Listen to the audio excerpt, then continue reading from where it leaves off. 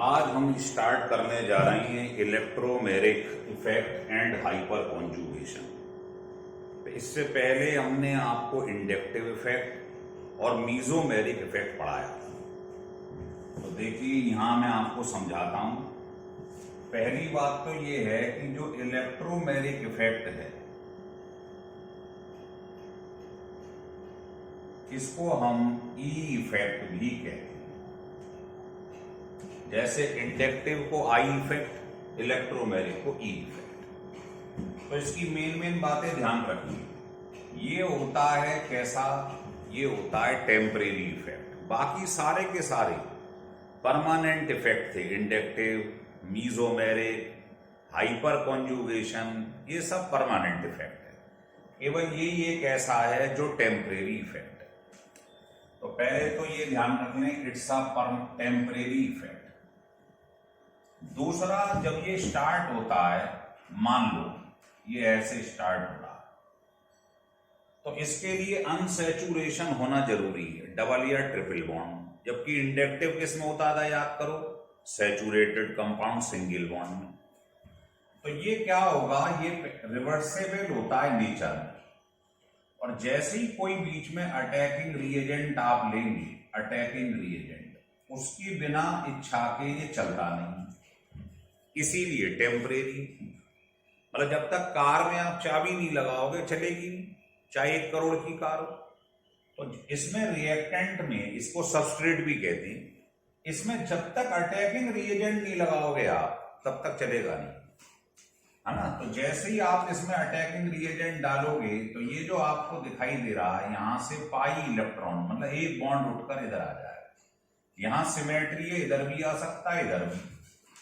तो आप देखोगे यहां नेगेटिव चार्ज आ जाएगा, ये पॉजिटिव, प्रोडक्ट बन जाएगा। और अगर आपने अटैकिंग रिएजेंट हटा दिया तो द्वारा से ये सबस्ट्रेट में कन्वर्ट हो जाएगा। तो दूसरा पॉइंट यही है कि it is brought into play at the demand of attacking reagent.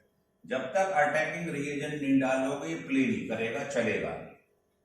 और अगर आपने अटैकिंग रिएजेंट हटा लिया तो समझ लेना ये ओरिजिनल इलेक्ट्रॉनिक कंडीशन में रीस्टोर हो जाएगा, वापस से प्रोडक्ट से रिएक्टेंट में कन्वर्ट हो जाएगा। तो ये सेकंड पॉइंट लिख लीजिए, it is brought into play at the demand of attacking reagent. Attacking reagent डालोगे तो चलेगा, as soon as the attacking reagent is removed. अगर आपने अटैकिंग रिएजेंट हटा लिया तो ये अपनी ओरिजिनल कंडीशन में लौट आएगा। इसीलिए रिवर्सेबल, समझ में आ रहा। तो इसका नेचर कैसा होता है, रिवर्सेबल नेचर होता है। ये तीसरा point, it is reversible in nature.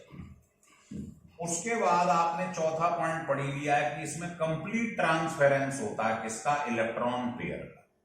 ये जो पाई बॉन्ड है, सिग्मा पाई, इसमें से पाई बॉन्ड जो है उसका कंप्लीट ट्रांसफेरेंस होता है ना। अब बताऊंगा आपको, ये 2 टाइप का होता है, देयर आर 2 टाइप।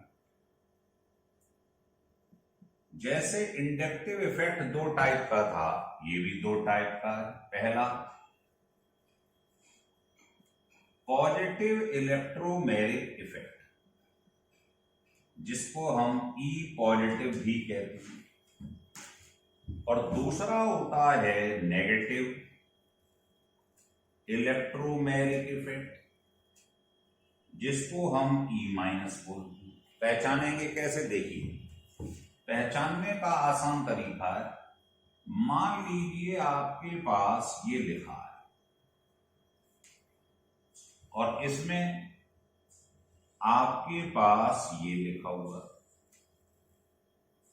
तो अगर डबल बॉन्ड के दोनों तरफ कार्बन दिखाई दे जाए या ट्रिपल बॉन्ड के दोनों तरफ कार्बन दिखाई दे जाए तो समझ लेना पॉजिटिव है। और अगर डबल बॉन्ड के दोनों तरफ कार्बन ना हो, अलग अलग चीज हो, तो समझ लेना नेगेटिव। बस इतनी सी बात है। तो होगा क्या, देखिए। जैसे ही अटैकिंग रिएजेंट डालूंगा तो ध्यान रख लो, इलेक्ट्रोमेरिक इफेक्ट का डायरेक्शन डिसाइड करता है इंडक्टिव इफेक्ट। तो आप ये बताएं, डबल बॉन्ड को देखो, इसके इधर 2 कार्बन है, इधर 1 है। तो बताओ, 2 कार्बन वाला प्लस आई इफेक्ट ज्यादा शो करता है, इलेक्ट्रॉन ज्यादा देता है, या एक वाला? 2 वाला। या अगर लेमन स्टाइल में बोले, डबल बॉन्ड के इधर 2 कार्बन है, इधर 1 है, तो डबल बॉन्ड को जो धक्का मारेंगे वो 2 कार्बन ज्यादा मारेंगे या 1? 2। तो ये आप देखोगे ये ऐसे हो जाएगा। समझ में आ रही है बात? तो पॉजिटिव का मतलब है कार्बन कार्बन के बीच में डबल बॉन्ड होना चाहिए या ट्रिपल होना चाहिए, है ना। जैसे मैं मान लो एक एग्जाम्पल और ले लू, मान लो ये एग्जाम्पल लिखा हुआ है, इधर डबल बॉन्ड के 2 कार्बन है, इधर 3 है, तो 3 वाला क्या करेगा? ज्यादा इलेक्ट्रॉन धक्का मारेगा, तो ये यूं आ जाए। तो इसका डायरेक्शन डिसाइड करता है कौन? Inductive effect. लेकिन अगर कार्बन के संग कार्बन ना हो, डबल बॉन्ड के बीच में इधर उधर चीज सेम ना हो, तो कहलाता है नेगेटिव इलेक्ट्रोमैग्नेटिक। इसमें क्या होता है देखिए, बताइए, O ज्यादा इलेक्ट्रोनेगेटिव है या C? O। तो ये पेयर को अपनी तरफ खींच लेगा। बस छोटी सी बात है, बहुत ज्यादा सवाल नहीं बनते हैं इसके ऊपर, ये बन जाए। तो ये था इलेक्ट्रोमैग्नेटिक इफेक्ट जो आप समझ रहे थे। पहली बात तो इसके 4 पॉइंट ध्यान रखिए। ये टेम्परेरी होता है, बिना रिएजेंट की मर्जी के चलता नहीं है। रिएजेंट हटा दोगे तो प्रोडक्ट द्वारा से रिएक्टेंट में तब्दील हो जाएगा। इसका नेचर रिवर्सेबल है। और चौथा, इसमें कंप्लीट ट्रांसपेरेंस होता पाई इलेक्ट्रॉन्स का, ये लिखो। तो इलेक्ट्रोमैग्नेटिक इफेक्ट समझ में आ गया। अब मैं आपको समझाता हूं बेटे, हाइपर कॉन्जुगेशन क्या होता है।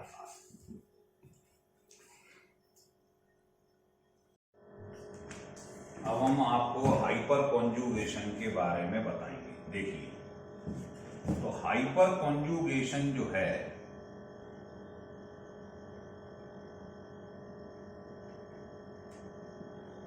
इसके 3 नाम होते हैं।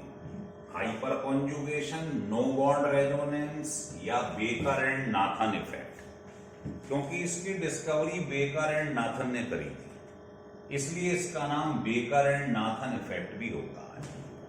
नो बॉन्ड रेजोनेंस क्यों होता है, ये अभी बताते हैं हम आपको। देखिए, तो पहली बात तो हमें ये ध्यान देना है कि जो हाइपर कॉन्जुगेशन है उसके बारे में समझ लीजिए। देखिए, लिखना नहीं, पहले समझ लो, सब लिखा हुआ है।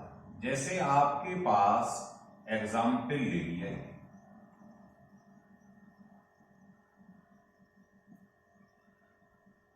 ये क्या है? C डबल बॉन्ड C, मतलब इसमें क्या हो रहा है? sp2 hybridisation. इसके बगल में जो आ रहा है ये है एल्फा कार्बन। इस पर जो H प्रेजेंट होते हैं इन्हें एल्फा हाइड्रोजन कहते हैं। तो क्या होगा देखिए, sp2, जबकि आप जानते हो S के संग 3 P जुड़ सकते हैं 2, इसका मतलब एक वैकेंट P ऑर्बिटल है ना।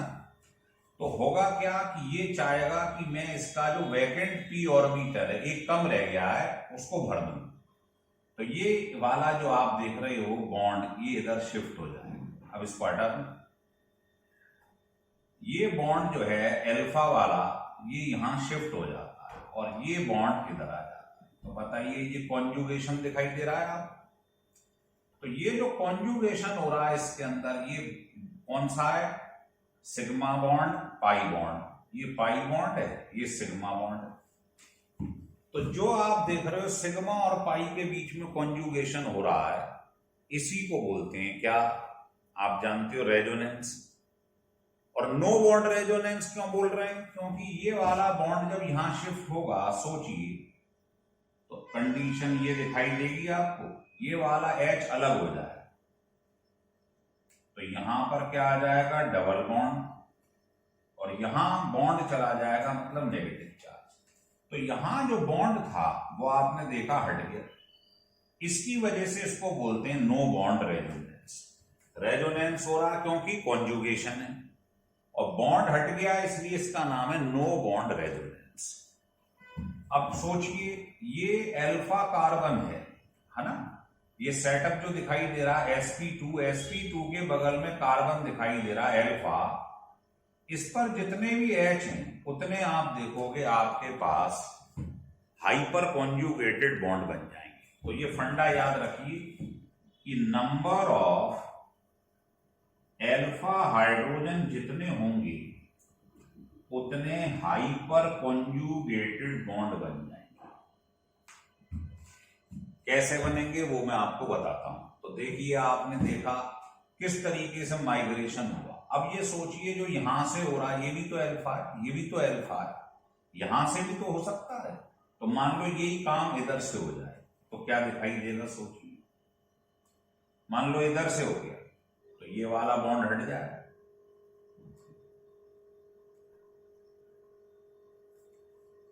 और अगर मान लो यहां से हो जाता तो आपको ये दिखाई देगा।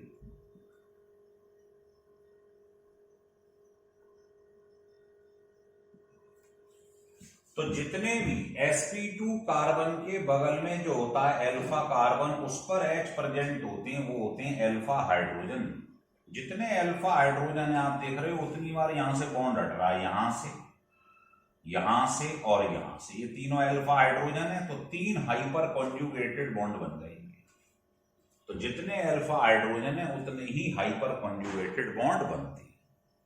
ठीक है, तो देखिए यहां लिख लो पहला पॉइंट, ये CH सिग्मा बॉन्ड जो C और H के बीच में सिग्मा बॉन्ड है, are in conjugation to pi bond या p ऑर्बिटल।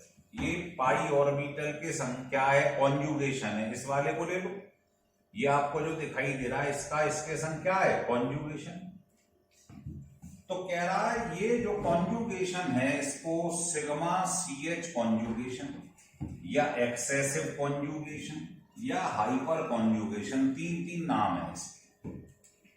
तो कॉन्जुगेशन जिसमें होता है आपने पढ़ा है वो रेजोनेंस शो करता है, और चूंकि इसमें बॉन्ड का रिमूवल हो गया है, देखिए बॉन्ड हट रहा है तीनों बार, तो इसको कहते हैं नो बॉन्ड रेजोनेंस।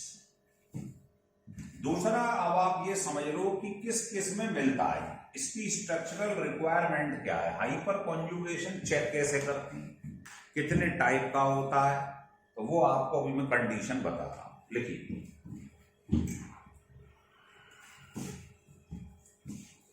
देखिए तो कंडीशन ये है, पहले आप ये समझ लो कि जो हाइपर कॉन्जुगेशन है ये 3 टाइप का होता है जनरली। There are 3 type. कौन कौन सा? पहला आप देखोगे C डबल बॉन्ड C, इसके बाद जो C दिखाई दे रहा है ये sp2, इसके बगल वाला कार्बन कहलाता है अल्फा कार्बन, और उस पर जो H होते हैं वो कहलाते हैं क्या? ये जो अल्फा हाइड्रोजन हैं यही शो करते हैं क्या? रेजोनेंस। तो ये sp2 कार्बन होना चाहिए, और उसके बगल वाला कार्बन अल्फा कार्बन है, उस पर H का कम से कम एक H का होना जरूरी है। ये देखो ये लिखा हुआ है, compound should have at least 1 sp2 hybrid carbon, है ना। जैसे दूसरा टाइप देखो आपके पास ये लिखा हुआ है, तो जब कार्बन पर पॉजिटिव चार्ज आ जाए तो इसमें भी sp2 हाइब्रिडाइजेशन होता है ना। तो sp2 के बगल वाला कार्बन क्या होता है? अल्फा कार्बन, उस पर मिनिमम एक H का होना जरूरी है। तो सेटअप कैसा कैसा बनेगा? एक तो डबल बॉन्ड sp2 उसके बगल वाला कार्बन, या कैटाइन के बगल वाला कार्बन, या ऐसा हो जाए कार्बन पर फ्री रेडिकल डॉट। जब फ्री रेडिकल होता है तो इसमें कार्बन की कमी होती है, आप जानते हैं, तो ये भी sp2 हाइब्रिडाइज्ड होता है, तो इसके बगल वाला कार्बन क्या होगा? अल्फा। तो वो कह रहा है कंपाउंड में कम से कम एक sp2 हाइब्रिड कार्बन हो।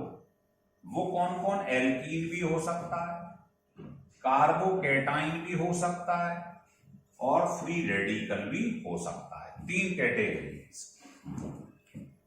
दूसरी कंडीशन ये है कि जो अल्फा कार्बन है sp2 के बगल में, उस पर कम से कम एक अल्फा हाइड्रोजन होना जरूरी है। जो भी sp2 के बगल वाला कार्बन है अल्फा कार्बन, उस पर कम से कम एक अल्फा हाइड्रोजन होना जरूरी है।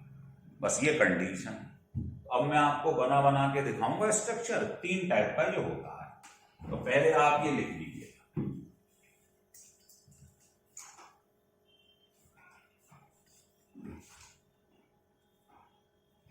देखिए,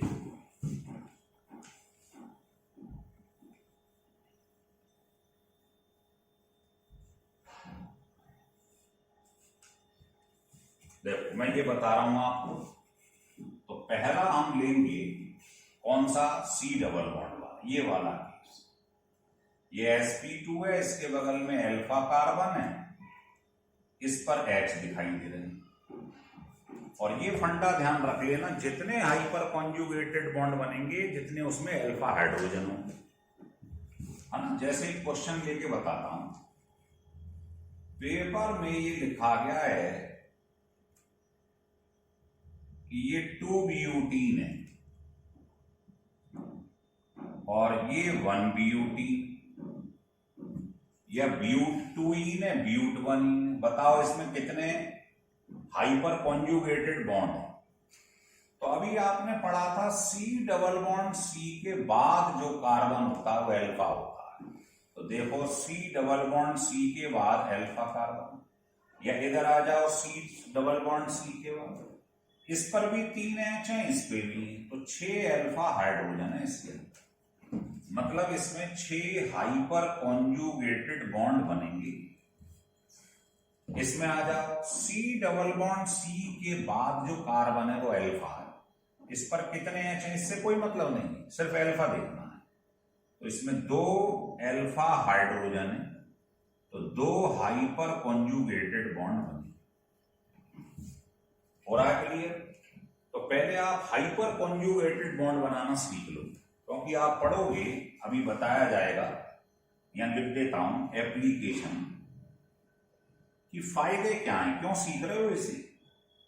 number of hyper conjugated bond जितने ज्यादा होंगे स्टेबिलिटी ज्यादा होगी, लेकिन उसका हीट ऑफ हाइड्रोजिनेशन जो है वो उतना ही कम होगा।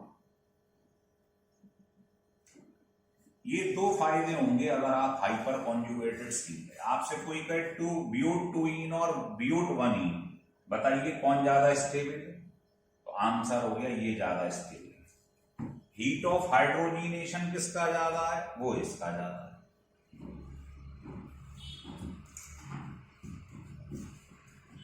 देखिए दूसरा क्वेश्चन,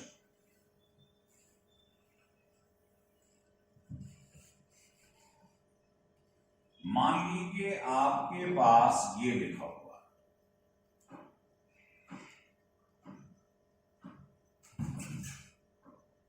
ऐसे 3-4 स्ट्रक्चर बना दिए गए।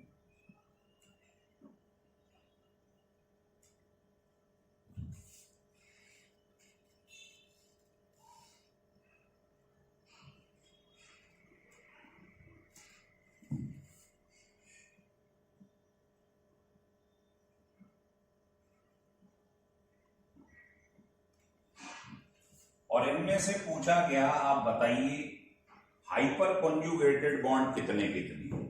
तो C डबल बॉन्ड C के बाद alpha, C double bond C के बाद अल्फा, और इस पर भी 3 H हैं, इस पे भी, तो 6 अल्फा हाइड्रोजन है, मतलब 6 हाइपर कॉन्जुगेटेड बॉन्ड बनेंगे। इसमें देखो C डबल बॉन्ड C के बाद alpha, C double bond C के बाद C double bond C double bond C, तो सबके पास 3-3 है, तो 12 हाइपर कॉन्जुगेटेड बॉन्ड। भाई 12 इसमें अल्फा हाइड्रोजन है, 12 बने। आ रहा है समझ? फिर आ जाइए, मान लीजिए ये तो अभी जैसे ही लिए मैंने, अभी इसको रहने दो। अब मान लो आपने क्या करा, यहां पर ये कर दिया, ये लिख दिया। अब बताओ C डबल बॉन्ड C के बाद अल्फा, इस पर 3 H है, तो 3 हाइपर कॉन्जुगेटेड है। तो इन तीनों में ऑर्डर ऑफ स्टेबिलिटी क्या होगा? Number 1, number 2, number 3। जितने ज्यादा हाइपर कॉन्जुगेटेड होंगे उतने ज्यादा उसकी स्टेबिलिटी होगी। और अगर हीट ऑफ हाइड्रोजिनेशन पूछ ले, हीट ऑफ हाइड्रोजिनेशन मतलब जैसे ये एल्कीन है, इस पे आपने 1 मोल हाइड्रोजन का रिएक्शन करा दिया, तो बॉन्ड ब्रेक हो जाएगा, सिंगल बन जाएगा। तो जो एनर्जी आपको इसे ब्रेक करने में लगानी पड़ेगी 1 मोल हाइड्रोजन ऐड करने में, वो कहलाता है हीट ऑफ हाइड्रोजिनेशन, जो कि स्टेबिलिटी के इनवर्सली प्रोपोर्शनल होता है। अभी लिखवाया है। तो देखिए, अगर मान लो इसकी जगह क्वेश्चन दूसरा बन जाए, मान लो पेपर में कोई ये कह दे कि ये सिस फॉर्म है और ये ट्रांस फॉर्म है,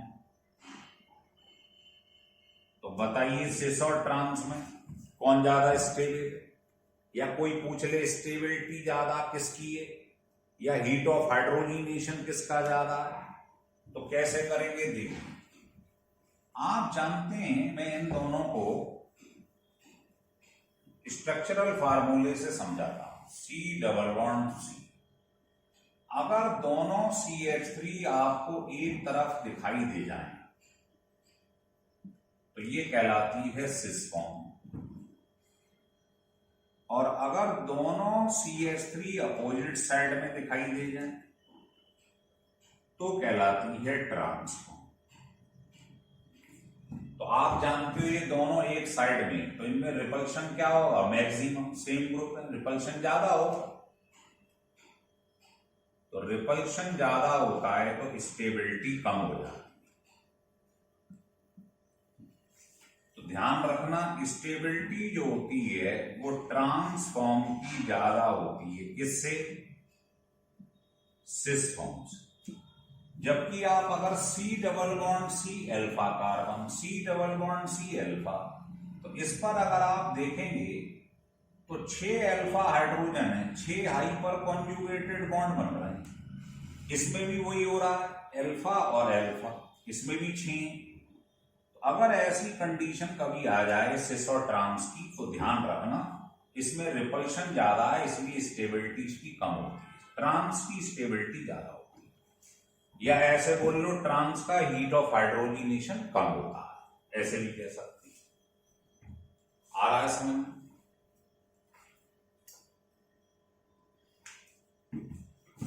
देखिए, तो ऐसे ही क्वेश्चन बनते चले जाते हैं इसके ऊपर। अब आपने इसको किससे पढ़ा था? डबल बॉन्ड से। तो मान लो सेकंड टाइप ले लिया आपने, ये लिखा हुआ कैटाइन।